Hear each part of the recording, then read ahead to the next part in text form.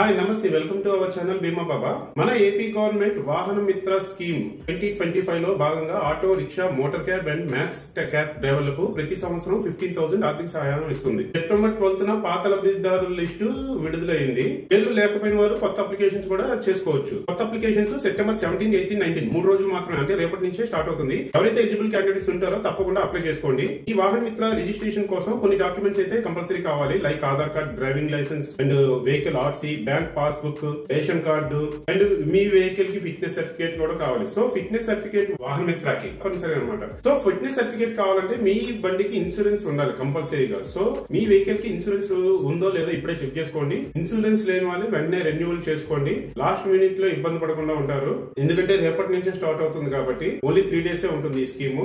So commercial transport వాహన insurance కోసం screen పైన కనిపిస్తున్న నంబర్ కి తప్పకుండా కాల్ చేయండి. మీ వాహన మిత్ర స్కీమ్ కి బెనిఫిట్ ని సులభంగా పొందండి.